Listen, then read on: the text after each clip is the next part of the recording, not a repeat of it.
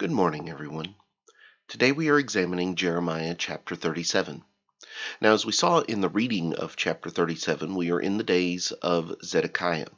Zedekiah is going to be the last king of Judah, and he is described as being one in verse 2 that neither he nor the servants of, nor the people of the land gave heed to the words of the Lord which were spoken by the prophet Jeremiah. And so he has not been willing to listen to Jeremiah. He has not been willing to do what Jeremiah says. But there is something interesting here in verse 3. And that is the fact that Zedekiah will send to Jeremiah, he will send messengers to Jeremiah, asking Jeremiah to pray now to the Lord our God for us. So he doesn't want to listen to what Jeremiah has to say. He doesn't want to listen to what God has to say. But then he wants Jeremiah to go and to pray to God for him and for the people, because now they are once again having to face the scourge of King Nebuchadnezzar. And this is going to be not the first time or the second time, but the third time that Nebuchadnezzar will have come to Jerusalem when he comes on this occasion. And Jeremiah is going to have this conversation with Zedekiah and about the fact that they are looking for salvation in the wrong place. They're looking for salvation in Pharaoh's army, in the armies of Egypt, which at this time are the enemies of the Babylonians. And so Zedekiah's thought is, if we can just get the armies of Pharaoh up here and able to stay up here, then Nebuchadnezzar won't be able to touch us.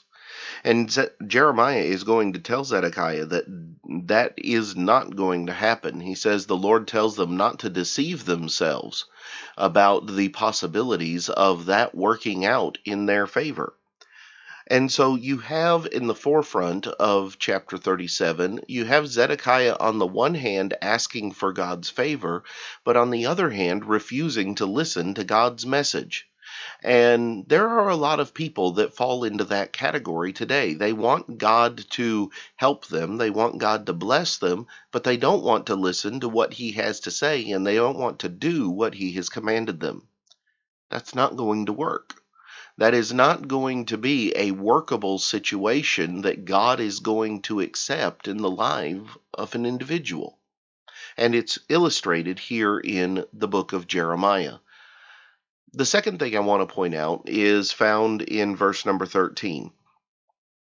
As the Chaldeans leave Jerusalem, as they break off their siege of Jerusalem, people are once again allowed to be able to move around Judah a little bit more freely. And Jeremiah is going to go to Benjamin. Now, Benjamin is his home group, his own tribe. And as we've talked about in previous chapters, he is from the area of Anathoth. And he has been told already in previous chapters that he is a kinsman to someone who has left a piece of land for an inheritance, and that he is supposed to accept that inheritance, and that he is supposed to take that land and claim that property. Well, this is the first opportunity he has had to actually follow through and do that due to Nebuchadnezzar's situation. And so he goes to Benjamin to claim this property.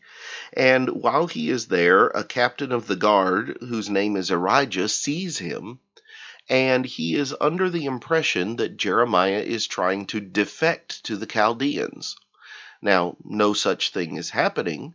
There is not any intent on Jeremiah's part to leave and join the Chaldeans. But that is what this man concludes.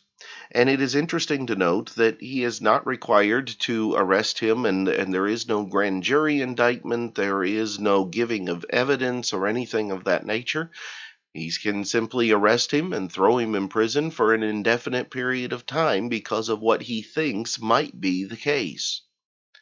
And so Jeremiah is going to be thrown in prison, not on this occasion for his preaching, but instead because of the fact that the captain of the guard, simply upon seeing him, believes something that is not true. This is one of those instances that helps illustrate to us that sometimes an individual can be doing what it is that they're supposed to do, exactly the way that they are supposed to do it, and trouble can still find them, and things can still go badly for them. You know, the book of Job is often used as an illustration that many people believe that if bad things happen to you, you must have done something wrong. That's the attitude of Job's three friends. You must have done something to cause this to happen. Not always. Sometimes you can be doing exactly what you're supposed to do, exactly the way it's supposed to be done, and bad things can still happen. People can respond in the wrong way, or accidents can occur. All of those things are possible even when you're doing what is right. Now, they're made even more likely when we're not doing what is right.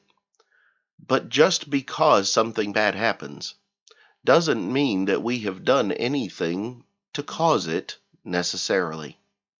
So those are some of the things that I've pulled out of chapter 37. I hope that they are beneficial to you, and that there are things also in here that you have seen and that you have learned from beyond just these couple of factors that we've talked about today. Tomorrow, Lord willing, we will come back and we will look at Jeremiah chapter 38. But until then, have a great day.